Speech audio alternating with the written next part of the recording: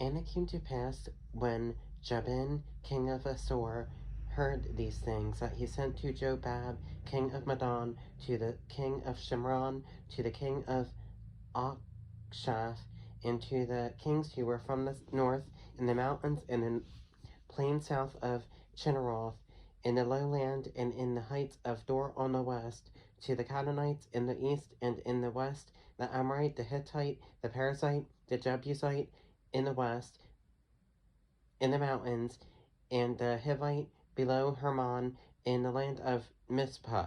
So they went out, they and all their armies with them, as many people as the sand that is on the seashore in multitude, with very many horses and chariots. And when all these kings had met together, they came and camped together at the waters of Merom to fight against Israel. But the Lord said to Joshua, "Do not be afraid because of them, for tomorrow about this time I will deliver all of them slain before Israel. You shall hamstring their horses and burn their chariots with fire."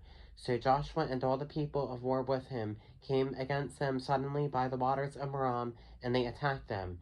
And the Lord delivered them into the hand of Israel, who defeated them and chased them to Greater Sidon, to the brook Misrephoth, and to the valley of Mizpah eastward. They attacked them until they left none of them remaining.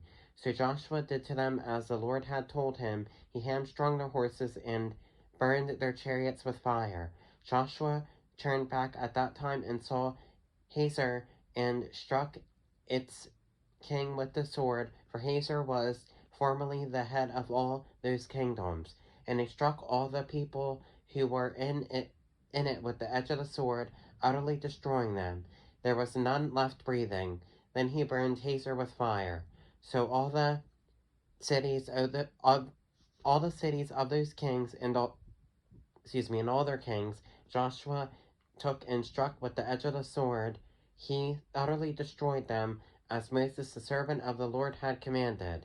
But as for the cities that stood on their mounds, Israel burned none of them, except Hazor only, which Joshua burned. And all the spoil of these cities and the livestock the children of Israel took as booty for themselves, but they struck every man with the edge of the sword until they had destroyed them, and they left none breathing.